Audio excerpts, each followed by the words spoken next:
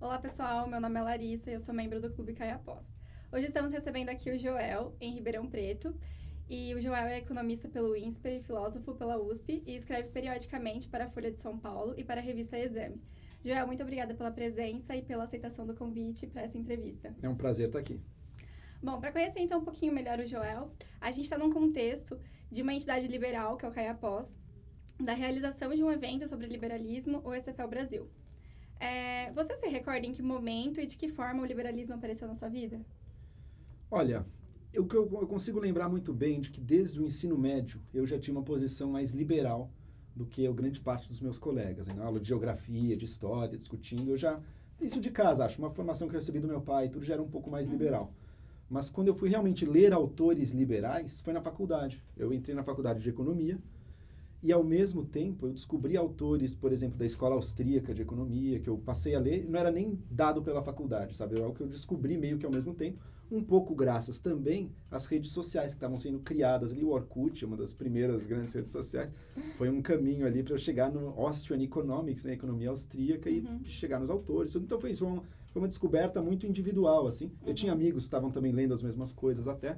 Não existia ainda toda uma estrutura de estudantes liberais, assim, por exemplo. Era uma coisa mais individual mesmo.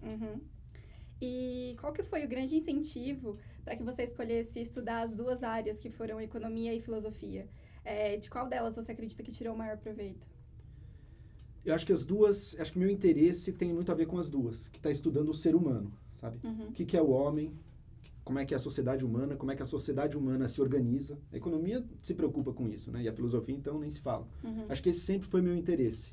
Por isso mesmo, quando a faculdade de economia ficou muito pegando para o lado da modelagem matemática muito abstrata, foi também onde eu, tanto por capacidade, mas também por interesse, perdi um pouco. Eu não sou um cara muito de contas aí, mas consegui passar, felizmente, sem DP, então estudei e passei, mas não era tanto o meu interesse. Assim, meu interesse era mais essa coisa do homem, como organizar a sociedade. Tem uma questão política, sempre. Na economia é uma coisa que a gente nunca estuda de uma forma puramente especulativa, teórica. A gente tem o interesse de dizer, não, como é que a sociedade, nossa sociedade, deve se organizar. Então, isso estava ligado ao meu interesse por economia e a filosofia também. O que é o homem, qual o lugar do homem no mundo, o que é certo, o que é errado, né, nossas ações, o que é a política. Todas essas são questões que a filosofia traz. Acho que é isso, o homem como uma coisa que me interessou e talvez querendo também um mundo melhor ou mudar o mundo de algum jeito. Já entrando nessa discussão sobre a matematização da economia, a tradição clássica, ela tende a criticar essa crescente matematização e também a introdução de ideias positivistas na economia. Na sua opinião, isso é um problema e a economia enquanto ciência está seguindo um caminho consistente? Olha, eu acho que a gente tem que ter claro nesse tipo de discussão o que a gente quer ao fazer ciência. Tá?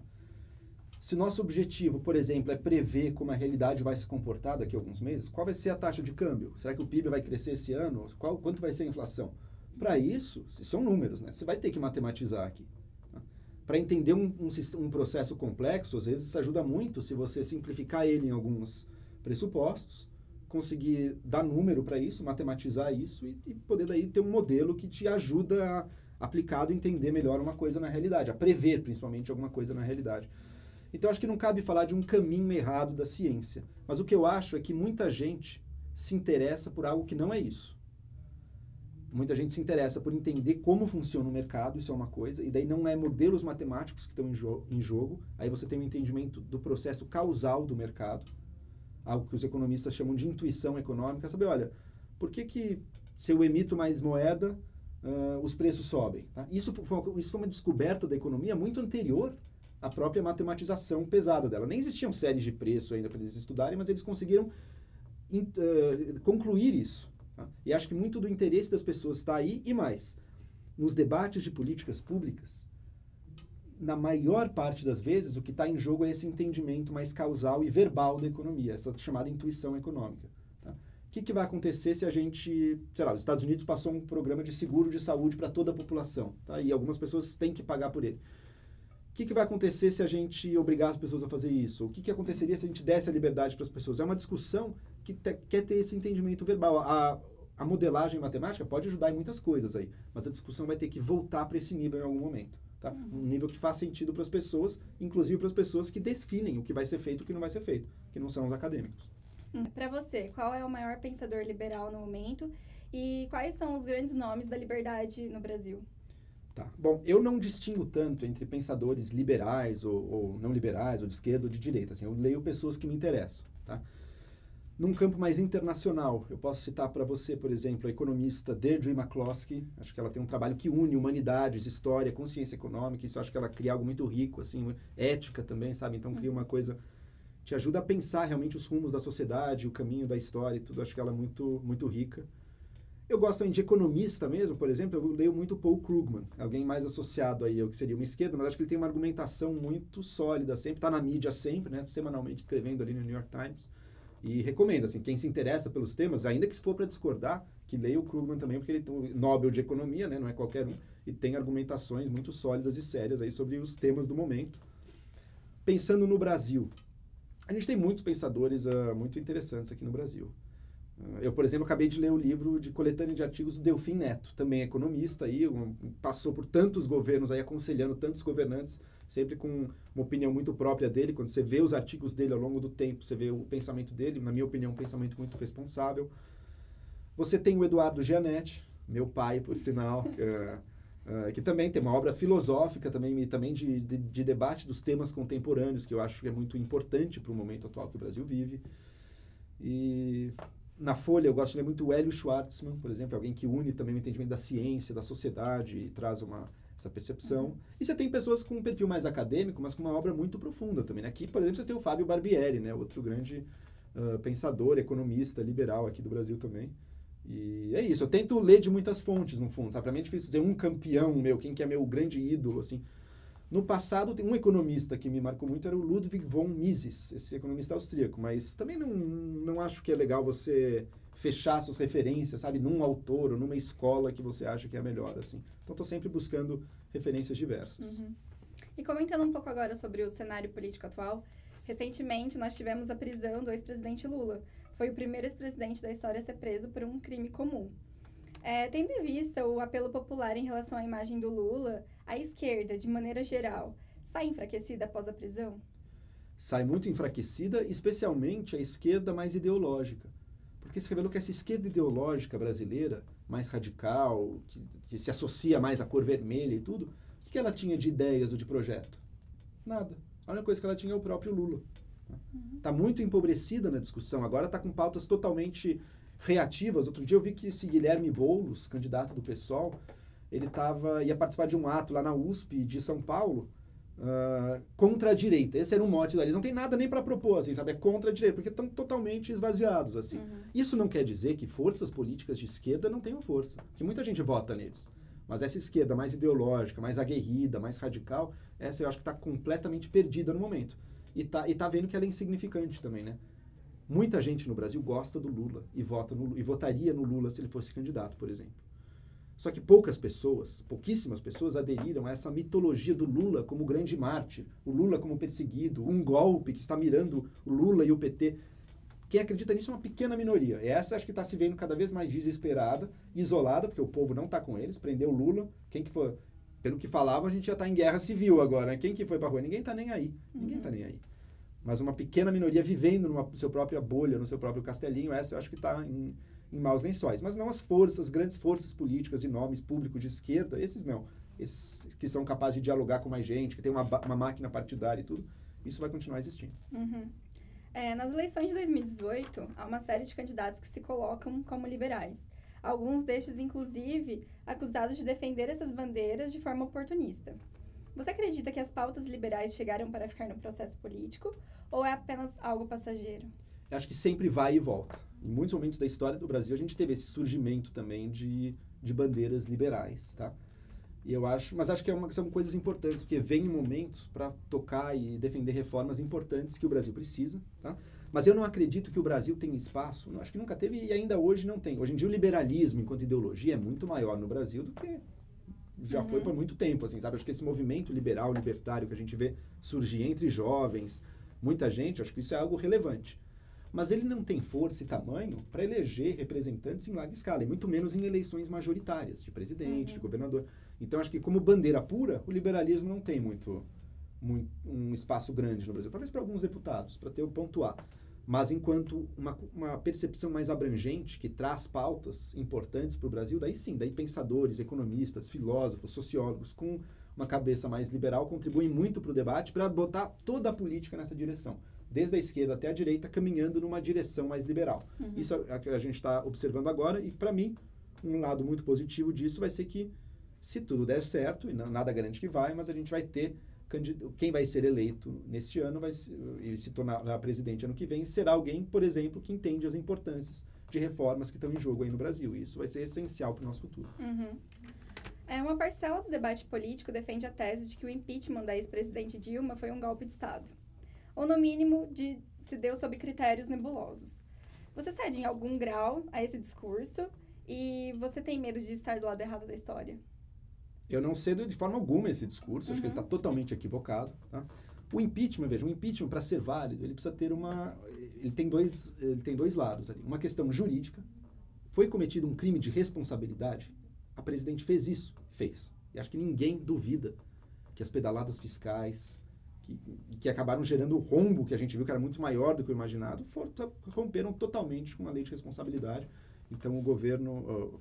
foi um crime de responsabilidade. Então, quer dizer, o governo tinha realmente cometido isso. Agora, o impeachment tem também um lado político, e daí eu não duvido. Tem todos os tipos de interesses aí no meio, né, querendo o impeachment da presidente. Mas ele só foi possível porque nessa parte mais técnica, mais objetiva, de fato, havia um grande mal feito que foi cometido, uma grande fraude no fundo das nossas contas, e, portanto, ele foi perfeitamente válido. Não teve golpe nenhum, mas qualquer processo político, você vai ter diversos interesses ali no meio. Uhum. Recentemente, em um vídeo que circulou nas redes sociais, você rejeita, de certa forma, o chamado princípio de não agressão, tomando como indispensável algum grau de utilitarismo na vida social. Você acha que o PNA é um exagero ou é uma ideia ainda mal formulada? Eu acho que, provavelmente, ele é uma ideia impossível, tá? Porque ele toma um princípio ético. Primeiro, eu acho que tem problemas na formulação dele, como você disse, tá? Mas eu acho que são problemas profundos e que dificilmente ele resiste a essas críticas, sabe? Tira uma ideia meio arbitrária de direito sobre mim mesmo, de propriedade privada, tá? Que não é algo que você possa provar dedutivamente. Existem tentativas nisso, eu não vou nem entrar nesse debate mais filosófico, mas acho que são tentativas falhas de provar isso, provar que todo mundo que usar a razão necessariamente vai ter que concordar com quem acredita no PNA. Discordo totalmente disso e acho que argumentos fortes para mostrar por que isso não é verdade. Tá? Mas é uma ética que eles propõem, leva a muitos problemas e a muitos conflitos. Que tipo de invasão de propriedade a gente não vai permitir? Se eu dou um tapa em você, isso é uma invasão, ninguém vai permitir. Mas e se eu assopro em você, isso é uma violação? Ou se a luz que bateu em mim vai para a sua propriedade, isso é uma violação? Também são partículas físicas, como é que você vai definir isso? É só o que importa para mim? Só é violação quando você danifica outra pessoa? Bom, então se eu roubar R$100 de um ricaço que não vai nem perceber, não é violação daí? Tá? Acho que tem problemas, surgem conflitos sérios aí, você vai ter que ter algumas definições meio arbitrárias. Essas definições dependem sempre de uma autoridade, mas mais sério do que isso. Na vida humana, existem as nossas ideias nas nossas cabeças, existe a dinâmica social dos seres humanos. As pessoas se interagem umas com as outras, algumas pessoas se deixam guiar por ideias, mas é uma ínfima minoria, o grosso das pessoas vai viver meio que pelas regras do jogo em que elas nasceram e no qual se criam, tá? E mesmo que você tenha encontrado uma filosofia verdadeira, digamos que seja o PNA é verdadeiro, dá para prová-lo e eu estou com a verdade em mãos. Tá? Mesmo assim, para que a sociedade seja organizada de acordo com o PNA, você precisaria persuadir o resto da população. Uhum. E o resto da população não vai ser persuadido pelos argumentos filosóficos que você pode trazer. E pode ter certeza que não, porque mesmo questões muito mais elementares que essa, a maior parte das pessoas não está nem aí. Tá? Ou seja, mesmo aceitando que fosse verdade, ele é irrelevante para como as pessoas se organizam. Por quê? Porque para o grosso das pessoas, as questões ligadas ao poder, a exercer poder sobre o outro ou a não ser alvo do poder alheio, são muito relevantes na vida. E as pessoas querem isso. E se você acaba com o poder, um outro grupo chega porque outras pessoas querem o poder. Tá? E no fundo, daí uma questão mais... Além disso, além dele ser irrelevante por esse sentido, nenhuma ideologia pura vai ter esse impacto para refundar uma sociedade. As coisas não são assim. Não é do mundo das ideias, para a organização social. A organização social tem uma dinâmica própria e as ideias, male, mudam uma coisinha ou outra ali. Tá? Mas, além disso, tem questões sérias aí, na ideia de propriedade, e que eu acho que é uma defesa, é uma construção humana também, não necessária, poderia ser diferente, e que muitas vezes a pessoa está defendendo o poder dela e as prerrogativas que ela tem sem perceber. Ela acha que ela está defendendo uma coisa igualitária para todos, não, mas se defender uma sociedade de propriedade privada perfeita, vai beneficiar alguns e vai prejudicar muitos outros. Uhum. E acho que muitas vezes as pessoas não têm noção disso quando elas se convertem a essa religião. Uhum. Em um artigo recente para a Folha, você mencionou que xingar é feio, mas o Estado não deveria proibir. Então, você acha que não existe nenhum limite para a liberdade de expressão? E o que você acha do paradoxo da tolerância definido por Popper? Eu acho que é um problema real que ele define. Eu também não acredito em soluções abstratas, assim, sabe? Qual que é o... Vamos definir a priori o que a gente pode permitir ou não de liberdade de expressão. Que comunicações estarão de um lado e que o uso da palavra estará do outro lado, tá? Mesmo porque a palavra é sempre ambígua também, né? Você vai sempre ter um juízo de dizer, calma, será que isso se adequa ou não se adequa à nossa percepção? Mas o que eu quis dizer naquele artigo é que eu acho que, olha, no calor de uma discussão, ainda mais de um mundo polarizado como a gente vive hoje, é natural que as pessoas acabem se insultando umas às outras. O discurso sempre tem isso. A gente adoraria ter apenas debates racionais. Quer dizer, acho que o grosso das pessoas não adoraria ter isso. As pessoas querem ver a briga mesmo. Mas digamos que a gente quisesse só debates racionais. Mas não vai ser isso que vai ter na prática. As pessoas vão ter desavenças muito sérias, vão estar lutando por interesses opostos, portanto vão ficar com raiva umas das outras e o xingamento vai fazer parte disso. Tá? A gente está se movendo para uma direção, por exemplo, outro dia, acho que foi no ano passado, num debate, chamaram o cara do Escola Sem Partido, aquele projeto de lei, de fascista, né? Ele entrou na justiça porque não, xingou de fascista. Agora um cara xingou o Chico Buarque ali por raiva. Ele não estava acusando o Chico Buarque de ser literalmente um criminoso. Assim como quando eu xingo alguém de filho de alguma coisa, eu não estou falando de fato, a sua mãe literalmente é uma... Eu não estou dizendo isso. Eu estou xingando, eu estou ofendendo a pessoa. Tá? Se você quiser realmente levar a sério a lógica que está por trás desses processos, dizer, não, xingou a família do Chico Buarque, então você vai pagar, e era algumas dezenas de milhares de reais, uma coisa muito substancial, assim. Você vai limar a possibilidade do debate, da discussão e das trocas, que sim, vai ter atritos, sim, vai ter coisas feias, mas eu acho que é perfeitamente possível a gente tolerar isso. Um desbonde maior, sim, às vezes xinga, às vezes é xingado, isso acontece, isso é parte da vida. O Estado não deve estar tentando proibir isso a toda hora. Agora, qualquer a priori, abstrata, isso eu não tenho como dar e nem acho que seja possível. São escolhas no tempo. Na sua percepção, qual seria o tamanho ou as atribuições adequadas ao Estado brasileiro, dadas as circunstâncias atuais? Certo. Eu acho que o Estado, certamente num país como o Brasil, por exemplo... Bom, primeiro tem as atribuições que qualquer Estado terá, né?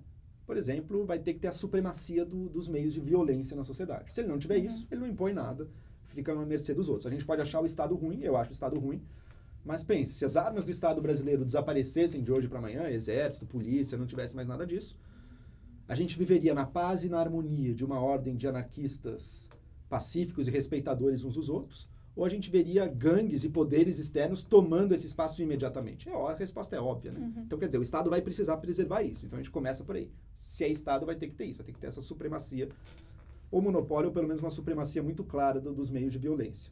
Mas, segundo, no Brasil, acho que tem duas questões que são, assim, inescapáveis. Primeira, a gente tem muita gente que não tem acesso a oportunidades elementares para se desenvolver na vida e para ter uma vida boa. Acho que o Estado vai ter esse papel de distribuição também. Mas poderia fazê-la muito melhor do que faz hoje, porque hoje não faz bem. Hoje o Estado brasileiro dá para os pobres um pouco, sim, mas também tira dos pobres muito e dá para a classe média, dá para os ricos. Está todo mundo tentando ganhar uma boquinha aí de todo mundo. E isso não funciona de forma alguma. Isso cria esse Estado monstruoso que a gente tem, em que os resultados não são tão bons assim. Então, mas teria um papel de distribuição de renda e de oportunidades para a base da pirâmide. E a gente pode pensar em garantir, por exemplo, uma educação de qualidade para todo mundo. Eu sou contra uma ideia de um currículo super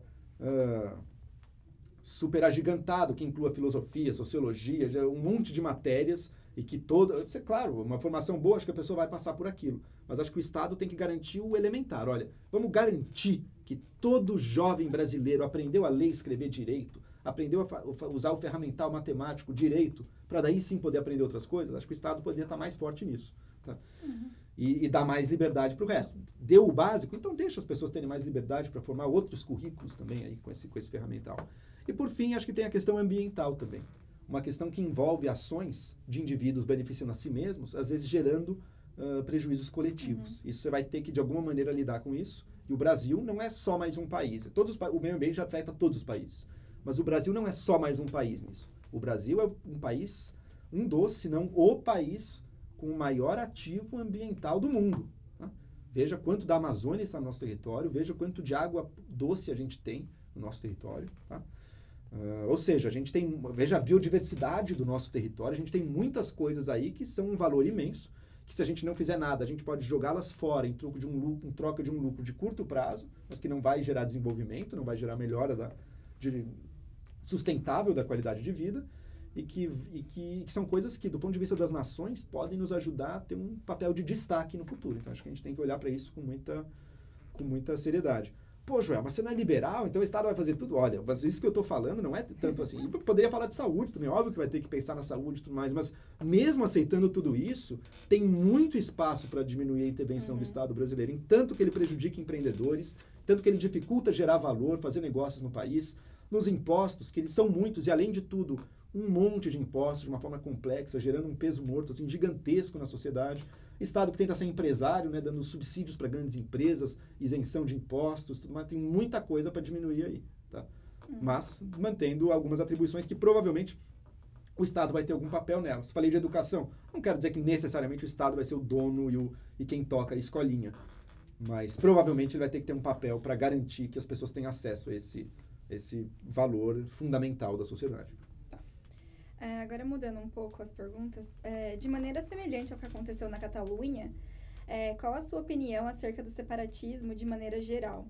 Qual a sua avaliação sobre os movimentos que ocorrem no Brasil, como o Sul é meu país e São Paulo livre?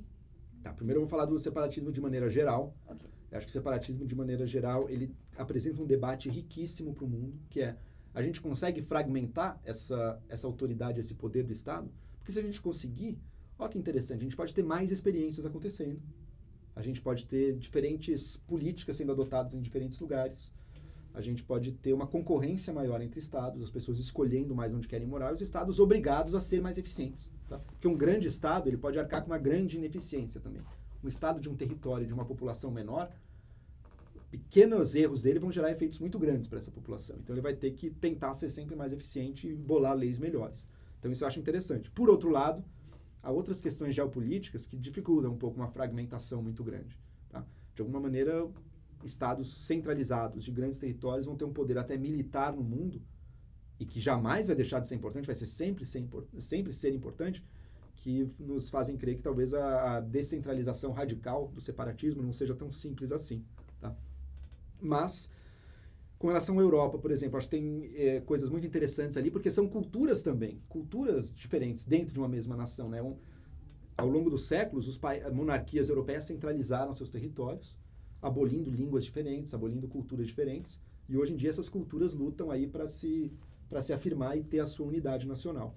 No Brasil não é bem assim.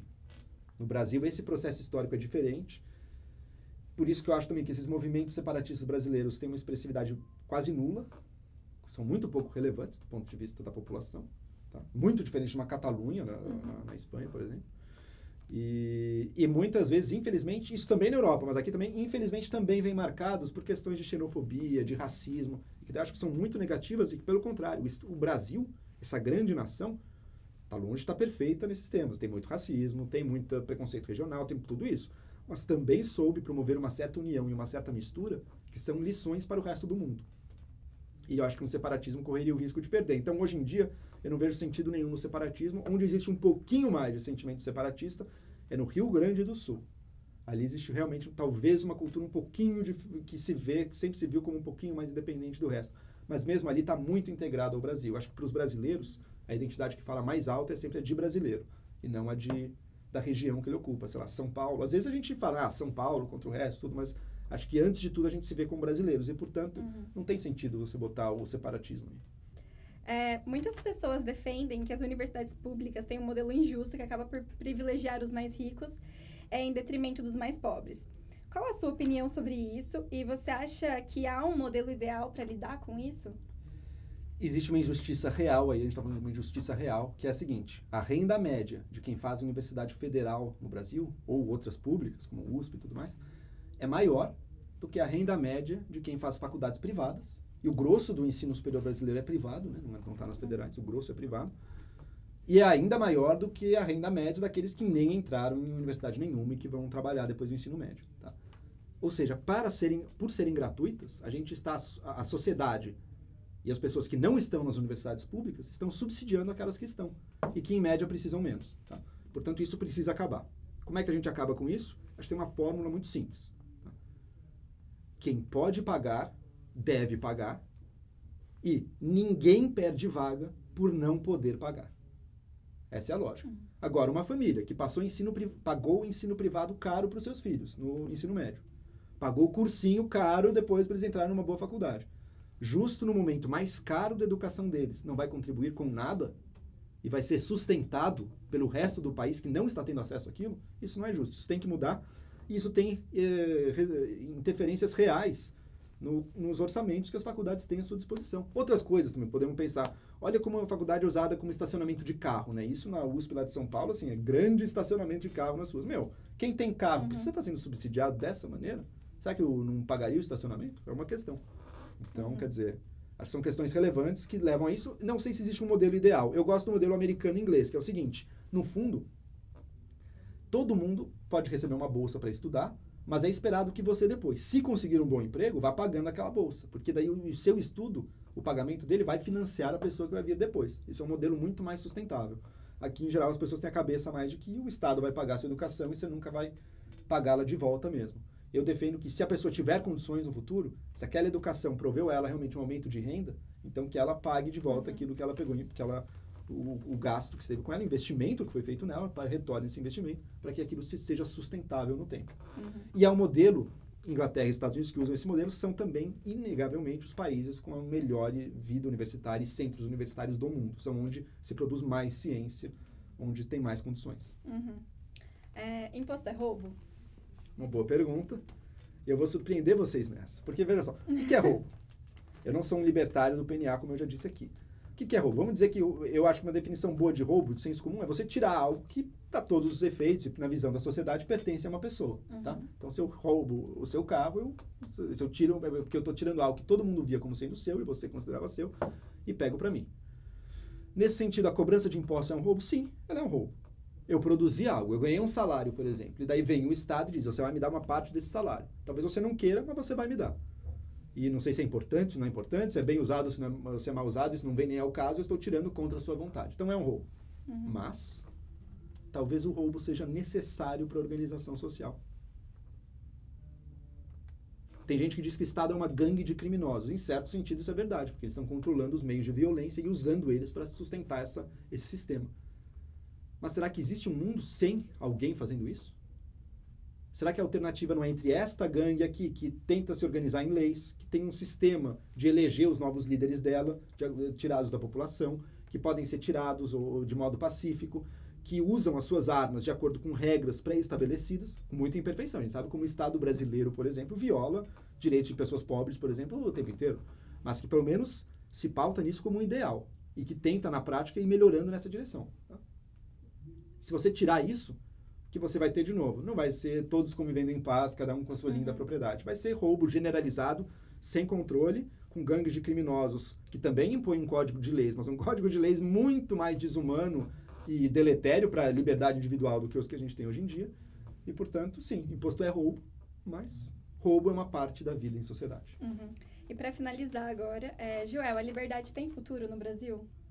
A liberdade tem passado, tem presente e tem futuro no Brasil. Acho que a gente é uma população afeita à liberdade individual. Muito mais do que a gente dá crédito, muitas vezes. Na nossa prática econômica, do empreendedorismo, por exemplo, na nossa tendência à tolerância e à mistura ao invés da segregação. Então, eu acredito muito na liberdade do Brasil.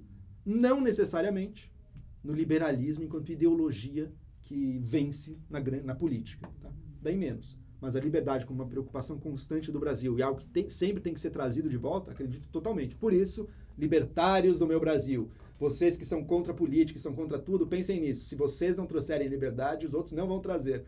Entrem na política também, não como candidato, mas se interessem por isso, discutam isso também, porque no mundo a gente nunca está discutindo entre estados ideais. A gente vai viver nessa utopia ou nessa utopia? Isso jamais vai acontecer. O que a gente tem a gente está aqui. A gente pode ir um pouco mais para cá, um pouco mais para lá. Que direção que a gente vai seguir? E nisso eu espero que o valor da liberdade, mais do que no passado recente, passe a ter mais força e mais poder de nos direcionar para uma direção melhor, mais próspera e mais livre também. Bom, então eu quero agradecer a presença do Joel aqui com a gente hoje, por compartilhar um pouquinho do conhecimento dele com a gente. Muito obrigada. É um prazer participar disso aí. Muito obrigado.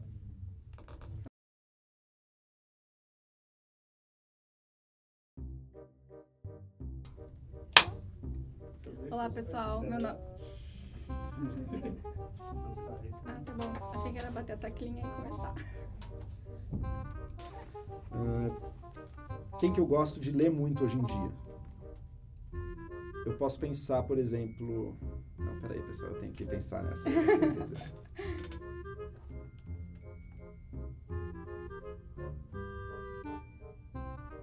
Então, vamos lá. Eu já pensei num exemplo. Falar 1, 2, 3, começa? O que você quer? Bater palma? Não sei. Não, 1, 2, 3. Não, acho que a gente pode ficar um tempinho assim, parado e continuar, né? Pra dar um tempo de corte. Isso. Aí também você pode falar sobre um pensador liberal geral e talvez um do Brasil também. Exatamente, Tá. Isso. E os grandes nomes da liberdade também do Brasil. Deixa eu pensar no Não tô seguindo. Então aqui... freestyle. Não, freestyle. deixa aí. Deixa eu pensar nos pode ser que brasileiros também. aconteça. Deixa eu pensar nos brasileiros. Porque pode ser que aconteça alguma coisa. É que falar o pai também é... Eu acho muito legal. Muito fofo. Mas eu falo que é o pai ou não, que é meu pai ou não? É estranho isso. E ele é meu pai também. Isso é estranho, né? Deixa eu pensar. Vai ser uma boa resposta. Deixa eu assim. pensar. Acho que é bom comentar. Bom comentar, né? Sei lá. Se não comenta, parece estranho. Mas as pessoas parece. sabem, parece. Deixa eu pensar quem que eu gosto de ler no Brasil também. Tem que aproveitar. Pode vir aí também. É verdade, pode vir. vocês pode têm- vir. Podia, tipo, forçar uns erros de gravação, assim, tipo... Isso é legal, isso funciona. Isso Pra funciona. depois pôr no fim? Não, a gente não é filme da Disney Pixar. Na verdade, eu odeio os liberais, não sei o que, eu só tô mentindo. Joel, eu discordo de tudo que você falou. Tá filmando? Eu tô aqui pra sabotar o movimento liberal. Mas continua. Ai, muito bom. Gente, aqui, né? Nossa, muito pra quente. gente então aqui Nossa. aqui no meio. Gente, da- vamos tirar uma foto boa nas Vamos luzes? tirar foto. Vamos tirar uma foto boa nas luzes? Tem várias vezes ruins. Você acha que ficou legal aí, meu? Ficou legal, né? Cara, ficou bom, ficou bom. Eu preciso... Adorei. Legal, legal. Não, e você tava reclamando antes de vir pra cá, né? É verdade. Joel, sabe que ela não, que eu não quero fazer, Eu não que eu não queria quero fazer fazer. Não. Agora você gostou da câmera, então gostou das luzes, né? Vai voltar mais. Né? Agora eu só quero ver se eu fiquei bem no vídeo, Pode né? desligar o computador.